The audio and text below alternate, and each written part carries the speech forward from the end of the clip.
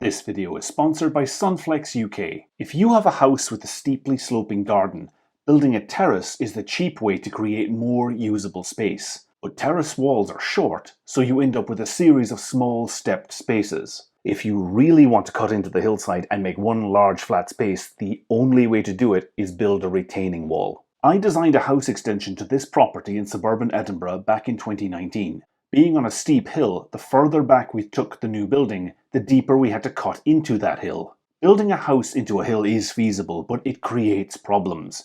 The retaining structure needs to be extremely strong and waterproof. Not only would it have to hold up the roof like a normal wall, it would also need to hold back the garden. To make things easier, this design kept the back wall of the extension and the new garden retaining wall separate, and keeping the retaining wall away from the house also avoids the need for expensive waterproof tanking. Watch to the end to find out what these timber posts are for and what the retaining wall cost to build. The layout of this retaining wall is a sweeping curve. This doesn't just look nice, it has practical benefits. The main area of the wall acts like an arch, which is inherently stronger than a long straight wall. The end of the curve works with the garden levels, so the wall tapers down to the patio and avoids the roots of this mature willow tree. Let's look at how this wall was built. The engineers calculated the size and thickness of the foundation at 1.2 meters wide and 250 millimeters deep. That's a big foundation, and you can see the amount of excavation the guys had to do to level the area. This photo was taken just after the foundation was poured.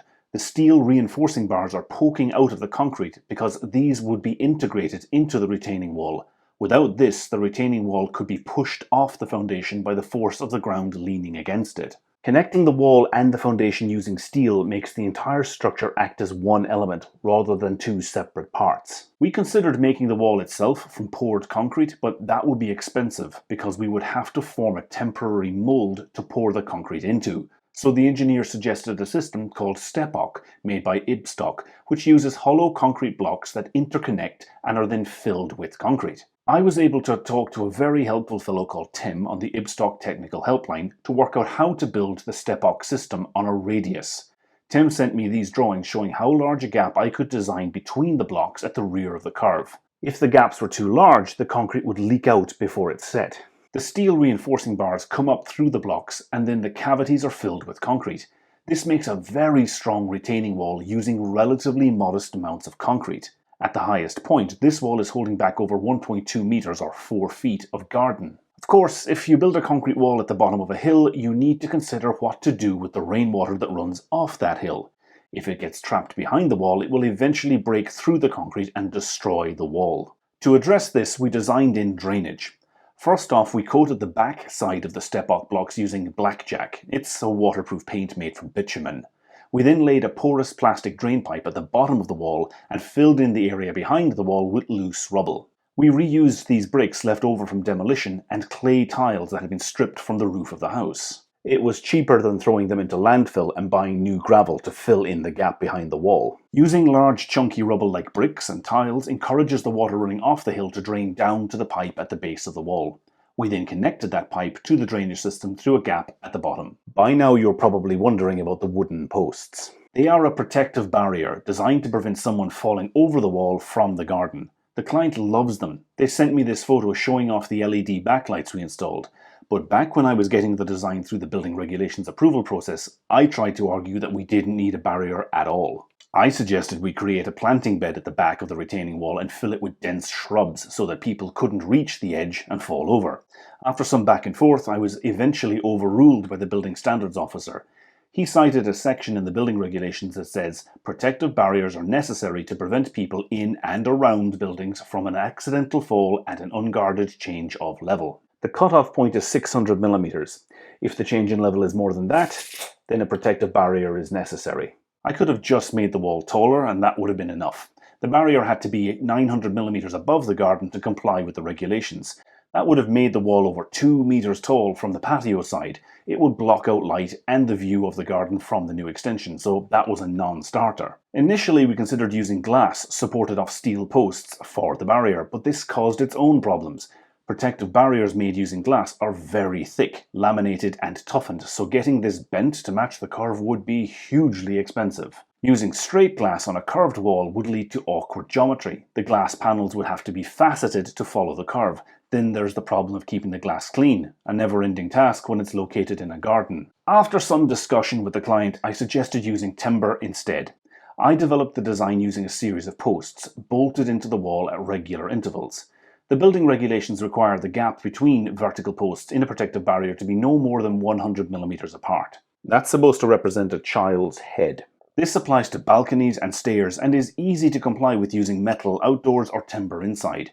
But when specifying timber for use outside, I felt I had to account for shrinking and warping, so I designed the posts to be no more than 90 millimeters apart. That would allow for some of them to bend and shift over time, but still keep within the 100 millimeter requirements. I worked with the engineers to specify the type of fixing into the concrete wall. They worked out the thickness of the Scottish larch we needed to use and certified that the design would resist a person falling against the barrier. The most vulnerable part of any timber is the end grain, so I designed this chamfer on the top of each post to shed rainwater. I repeated the chamfer detail at the bottom of each post. It sheds water here too, but it also looks sharp. I specified nuts and washers at the back of each post so they would stand off the wall just a little bit. This helps keep the posts dry, but it also makes sure they sail past the coping stone at the top of the wall. The cope has to stick out beyond the render to protect it from rain. The contractor drilled the holes for the bolts in the wall before rendering it. They made a template to tell them where to drill, then after the render was applied, but still wet, they used the template to find the holes again. If we had drilled through the render, there was a danger it might crack. The stainless steel threaded bars are resin anchored into the holes in the wall, and then nuts can be tightened down to secure the posts. The posts were countersunk so the nuts don't stick out. It looks better when they are recessed into the timber. The larch isn't treated. It's a naturally durable wood, and I've used it as cladding on several buildings. It started off as a bright yellow colour, but has already begun to age to a soft grey. It's the UV light in sunshine that does this, not wind or rain, so the yellow colour will last a lot longer on the back of the posts facing north. This design has worked out really well. The client loves it, and I'm proud of it. The outdoor patio we sculpted from the hillside now gives the house an outdoor space. The client tells me they love sitting here on summer evenings with the doors open, taking in the view. Those corner pocket sliding doors are by Sunflex UK, the sponsor of today's video, and I made a feature video about the doors, including the price. I've used Sunflex on several of my projects, and I believe they offer a great balance between cost and quality, but don't just take my word for it. Check out the video for yourself. I've put a link up here and in the description. Now, the moment you've been waiting for. What did this garden retaining wall cost? The work was carried out in 2021, and the cost then was £9,000 plus VAT for the wall and £3,000 plus VAT for the timber barriers. Given the ongoing inflation in UK construction cost, it would be more today. If you are thinking of altering or extending a property in the UK, you can book a consultation with me on the reallifearchitect.co.uk website. I've put a link in the description, but please read the terms and conditions before you book, and check out this playlist of videos I made about other properties I advised clients on. My name is Neil, and I am a real-life architect in the UK. If you enjoyed this video, give it a like. That really helps the channel, and be sure to subscribe to keep up to date. I make new videos every week.